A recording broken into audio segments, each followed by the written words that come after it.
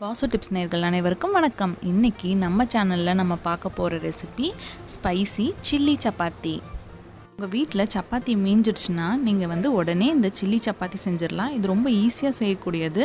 நீங்கள் ஒரு தடவை செஞ்சிங்கன்னா உங்கள் வீட்டில் திரும்பி திரும்பி செய்யுங்கன்னு சொல்லி கேட்பாங்க. அந்த அளவுக்கு அவங்களுக்கு எல்லாருக்குமே பிடிச்சிரும்.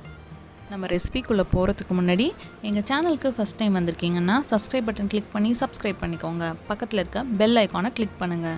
நான் வீடியோஸ் அப்லோட் பண்ண உடனே உங்களுக்கு நோட்டிஃபிகேஷன்ஸ் வரும். வாங்க ரெசிபிக்குள்ளே போகலாம். இப்போது நான் இன்றைக்கி உங்களுக்கு எங்கள் வீட்டில் இருக்க 4 சப்பாத்தி வச்சு நான் உங்களுக்கு செஞ்சு காமிக்க போகிறேன். பாருங்கள், எனக்கு 4 சப்பாத்தி மீஞ்சிடுச்சு. இதுதான் நம்ம இன்றைக்கி சில்லி சப்பாத்தியாக செய்ய போகிறோம். ஃபஸ்ட்டு நம்ம இந்த சப்பாத்தியெல்லாம் சின்ன சின்ன பீசஸாக கட் பண்ணிக்கலாம். நம்ம ஆல்ரெடி இந்த சாஃப்ட் சப்பாத்தி எப்படி செய்கிறதுங்கிறத ஒரு வீடியோ அப்லோட் பண்ணியிருக்கோம். அது நான் டிஸ்கிரிப்ஷன் பாக்ஸில் லிங்க் கொடுக்குறேன், நீங்களும் பார்த்துக்கோங்க. ஏன்னா நம்ம சுட்டு வச்ச சப்பாத்தியே எவ்வளோ சாஃப்டாக இருக்குது பாருங்கள். இதை நான் லேயர்ஸாகவும் போட்டிருக்கேன், அதனால் ரொம்பவே சாஃப்டாகவும் லேயர்ஸோடையும் இருக்குது இந்த சப்பாத்தி. இப்போ நீங்கள் இது எல்லாத்தையுமே நல்ல பீசஸாக கட் பண்ணிக்கோங்க. நான் இன்றைக்கி சிசர் வச்சு கட் பண்ணுறேன். ஆனால் எட்ஜஸ்லாம் நல்லா ஷார்ப்பாக இருக்கும். ஏன்னா இப்போ சில டைம் கத்தி வைக்கும் போது உங்களுக்கு அந்த எட்ஜஸ் சரியாக வராது.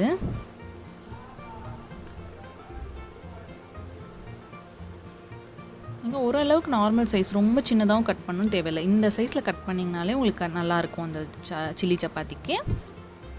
இப்போது நம்ம இதெல்லாம் என்ன பண்ண போகிறோன்னா, நான் ஒரு ஆயிலில் இதை டீப் ஃப்ரை பண்ணி எடுக்க போகிறோம்.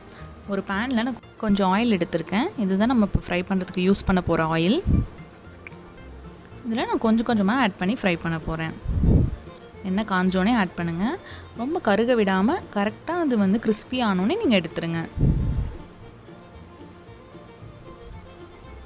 இதுக்கு ஒரு 2 to 3 minutes தான் உங்களுக்கு ஆகும். அந்த மாதிரி ஆனாலே நீங்கள் போதும் உங்களுக்கு.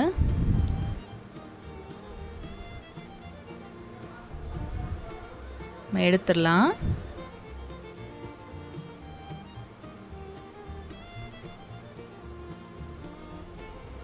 இப்போது நான் இதே மாதிரி நான் வச்சுருக்க எல்லா சப்பாத்தி கட் பண்ணி வச்சுருக்க எல்லா சப்பாத்தி பீசஸையும் இந்த மாதிரி டீப் ஃப்ரை பண்ணி எடுத்துக்க போகிறேன்.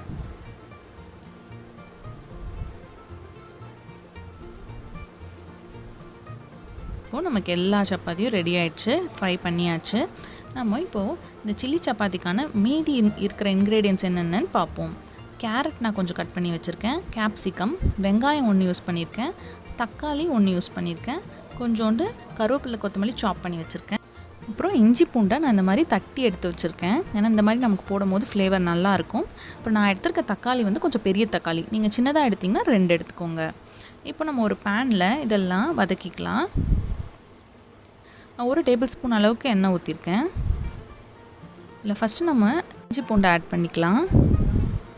இதை ஃபஸ்ட்டு வதக்கிக்கலாம் நல்லாவே. இப்போ நம்ம கட் பண்ணி வச்சுருக்க வெங்காயம்.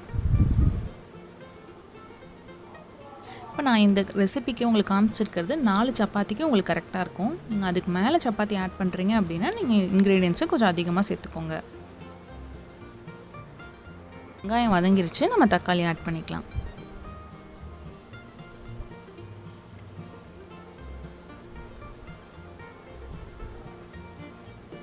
இது வதங்கட்டும். நல்லா வதங்கிருச்சு. நம்ம எடுத்து வச்சுருக்க கேப்சிகம் ஆட் பண்ணிக்கலாம். நீங்கள் உங்கள் வீட்டில் கேப்சிகம் இருந்துச்சுன்னா கண்டிப்பாக இந்த ரெசிபிக்கு ஆட் பண்ணுங்கள். ஏன்னா இந்த கேப்சிகமோட ஃப்ளேவர் இந்த ரெசிபிக்கு ரொம்பவே சூப்பராக இருக்கும். இப்போ கேரட் ஆட் பண்ணியிருக்கேன்.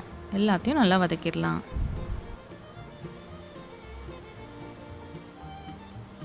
இப்போ நான் பொடியாக கட் பண்ணி வச்சுருக்கேன் கருவேப்பிலை கொத்தமல்லி கொஞ்சோண்டு நான் கடைசியில் கார்னிஷ் பண்ணுறதுக்கு எடுத்து வச்சுருக்கேன்.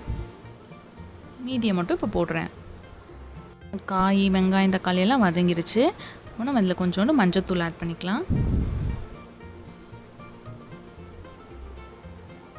அப்புறம் 1 டேபிள் ஸ்பூன் அளவுக்கு சாம்பார் தூள்.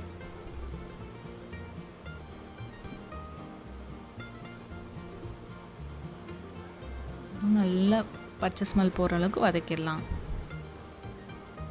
இப்போ நம்ம சாம்பார் தூள் நல்லா வதங்கிருச்சு. நம்ம 1/2 டம்ளர் அளவுக்கு தண்ணி ஊற்றலாம். இதுக்கு இன்னும் காயெல்லாம் கொஞ்சம் வேகணும். தேவையான அளவு உப்பு ஆட் பண்ணிக்கலாம். நம்ம கொஞ்சம் நேரம் அதை க்ளோஸ் பண்ணி வச்சிடலாம்.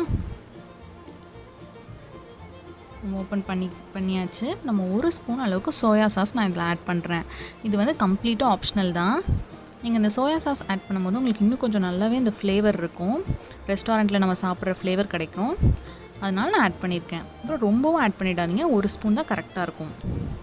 இப்போ நம்ம வறுத்து வச்சுருந்தோம்ல ஃப்ரை பண்ண சப்பாத்தி எல்லாம் இதுக்குள்ளே ஆட் பண்ணிக்கலாம். நல்லா மிக்ஸ் பண்ணி விட்டுருங்க.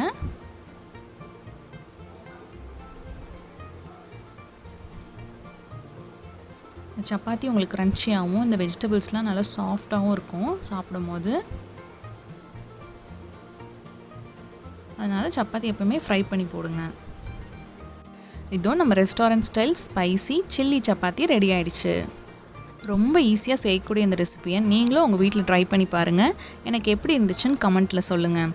கண்டிப்பாக உங்கள் வீட்டில் எல்லாருக்கும் பிடிக்கும். இந்த வீடியோ உங்களுக்கு பிடிச்சிருந்துச்சுன்னா லைக் பண்ணுங்கள், ஷேர் பண்ணுங்கள், எங்கள் சேனலுக்கு சப்ஸ்கிரைப் பண்ணுங்கள். தேங்க்யூ, பாய்.